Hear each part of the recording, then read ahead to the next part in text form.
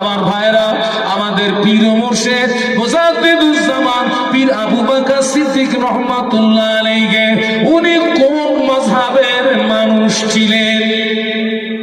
যদি বলুন কোন ইমাম?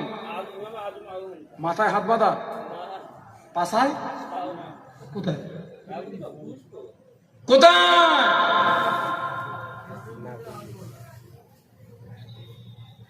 তিন পাতা পড়তে পারেনি।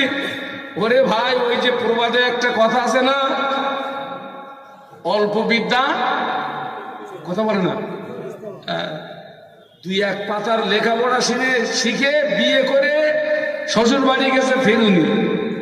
আর শ্বশুর বাড়ি গিয়ে ভাই শ্বশুর বাড়িতে জামাইদের আদর যত্ন হয় না, হয় না? ফাউমাল পাচ্ছে আর ফুরন টান টানতেছে, ফাউমাল ফুরন টান টানতে টেনে ও বাথরুমে গেছে, বাথরুমে গিয়ে পায়খানাও হচ্ছে ভালো, তো ও খুশি হয়ে ওই চক দিয়ে পায়খানার দেয়ালের গায়ে লিখতেছে শ্বশুর বাড়ি গুড়ির হাঁড়ি। খাওয়া হচ্ছে ভালো, হাগাও হচ্ছে ভালো, ফাউমাল তো। এখন ও বিদ্যা, অল্প বিদ্যা, ওই জায়গায় লিখেছে শ্বশুর বাড়ি গুড়ির হাঁড়ি, লিখে টিকে বেরিয়ে গেছে। তারপরে ছোট শালি ঢুকেছে বাথরুম, ও বাথরুমে গিয়ে দেখে তো কি লেখা আছে, শ্বশুর বাড়ি গুড়ির হাঁড়ি। ও তখন বুঝতে পেরেছে শালা উড়ির কাজ, তো ওর কাজে ও ফাউমাল খাচ্ছে, আর ও এ কাজ উড়ির কাজ। ও শাড়িটা কি করেছে, চক নিয়ে তার নিচে এক লাইন লিখে দিয়েছে 2-4 দিন তারপর ঝাঁটার বাড়ি। শ্বশুর বাড়ি গুড়ির হাঁড়ি, আর শালি তার নিচে কি লিখেছে 2-4 দিন তারপর ঝাঁটার বাড়ি। অল্প বিদ্যা, 3 পাতার বিদ্যা শিখে ও এখন বলতেছে হুজুর এই জায়গায় হাত বাঁধবো। তুই পাশায় বাঁধ গেছে আমার তাতে কি?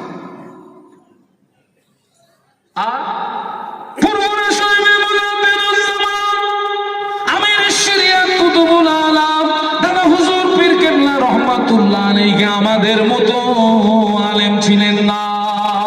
তিনি কত বড় আলেম ছিলেন জেনে রেখে দেন। কেন তিনি ইমামে আজমকে অনুসরণ করলেন? কেন তুমি ইমামে আজমের মাসলাককে মেনে নিলেন? মুজাদ্দিদুজ্জামান কত বড় আলেম ছিলেন বাবা। ভারতবর্ষের জমিনে যত বড় বড় টাইটেল মাদ্রাসা আছে, টোটাল ভারতের জমিনে ইউপি বলুন, দিল্লি বলুন, গুজরাট বলুন, মিরাট বলুন, সুরাট বলুন, যত বড় বড় টাইটেল মাদ্রাসা আছে বাবা, ওখান থেকে যারা মাওলানা পাশ করে সার্টিফিকেট অর্জন করে, ওরা 10টা থেকে 12টা হাদিসের কিতাব পড়ে টাইটেল পাশ করে।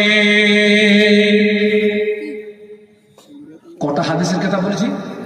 খুব বেশি বেশি 10টা থেকে 12টা হাদিসের কিতাব পড়ে মাওলানা সার্টিফিকেট অর্জন করে।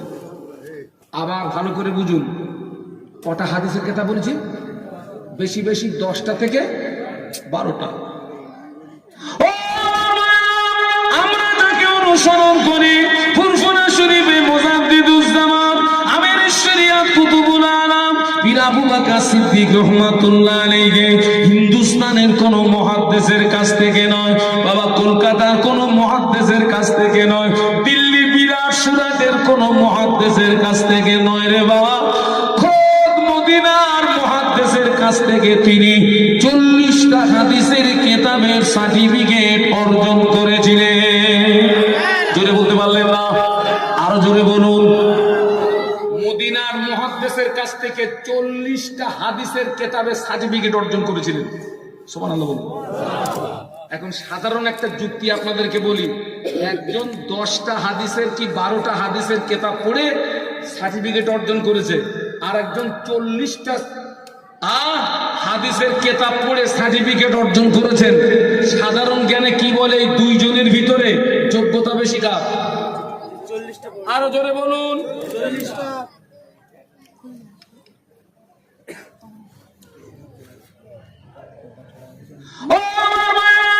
মুজাদ্দিদুজ্জামান 4 হাতে বায়াত হয়েছিলেন। বায়াতের মানে বিক্রি হওয়া। কি হওয়া? বায়াতের বাংলা মানে বিক্রি হওয়া। মুজাদ্দিদুজ্জামান কার হাতে বায়াত হয়েছিলেন? সুফি ফতেহ আলী ভাইসি রহমতুল্লাহ আলাইহি। একটু সুবহানাল্লাহ বলবেন। আপনাদের কষ্ট হচ্ছে না তো? সুফি ফতেহ আলী ওয়াইসি রহমতুল্লাহ আলাইহি, যিনি কলকাতার মানিকতলার জমিন ধন্য করে শুয়ে আছেন। সিঁড়িটা দেখেন, সিঁড়িটা দেখেন। আরে ভাই, এই যে আমরা বলি সিলসিলায়ে মুজাদ্দেদে জামান বলি না, এই সিলসিলার বাংলা মানে কি বলুন তো? শিকল। সিলসিলা বাংলা মানে, তার মানে এই শিকলটা মুজাদ্দেদে জামান থেকে সোজা রাসূলুল্লাহ পর্যন্ত পৌঁছে গিয়েছে। জোরে বলবেন না? আরো জোরে বলুন। মুজাদ্দেদে জামানের সিলসিলা, এই সিলসিলার শিকল মুজাদ্দেদে জামান থেকে বিশ্বনবী মুহাম্মদুর রাসূলুল্লাহ পর্যন্ত পৌঁছে গিয়েছে। এই শিকল যারা ধরে থাকবে, এই সিলসিলার গাড়িতে যারা থাকবে, আল্লাহর নামে শপথ করে বলছি, ওরা একদিন আল্লাহর জান্নাতের দরজায় পৌঁছে যাবে। আর কপালে হাত বাঁধা কোথায় যাবে আমি জানি না।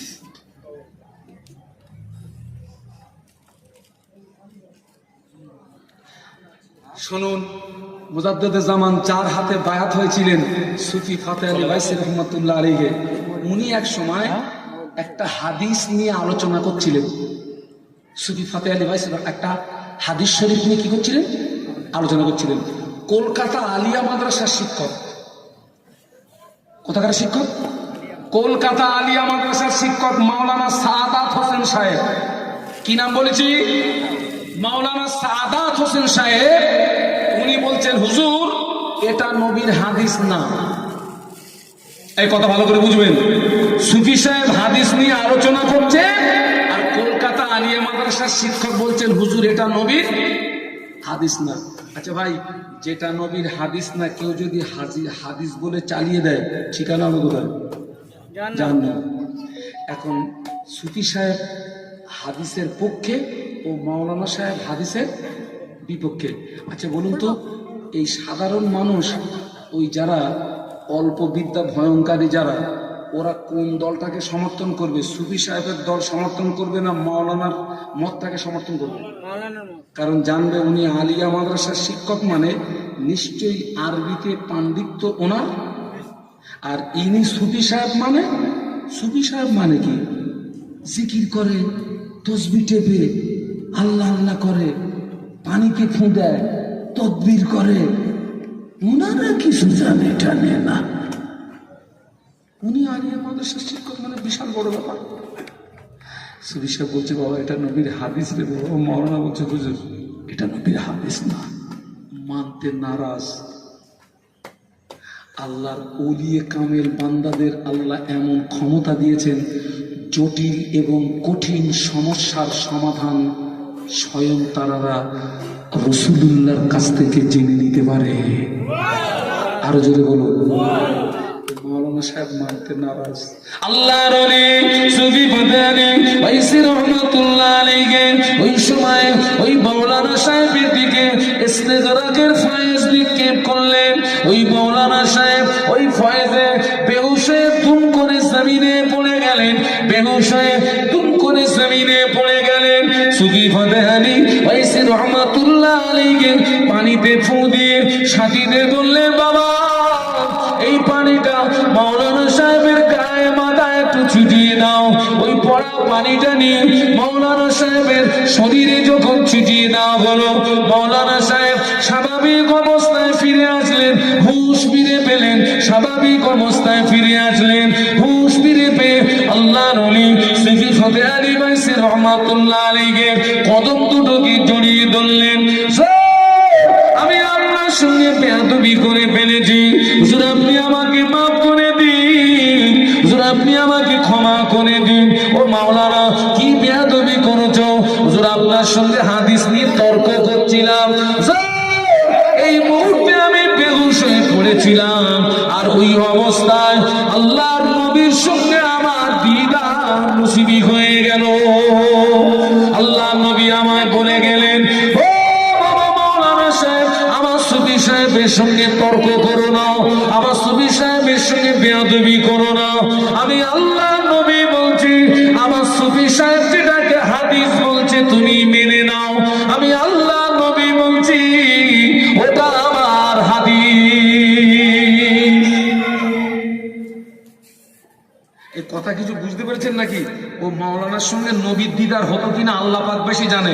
সুফি সাহেবের সঙ্গে তর্ক করার কারণে আল্লাহর ওলির ওসিলায় নবীর সঙ্গে দিদারটাও হয়ে গেছে। আরো জোরে বলুন, মহব্বতে বলুন।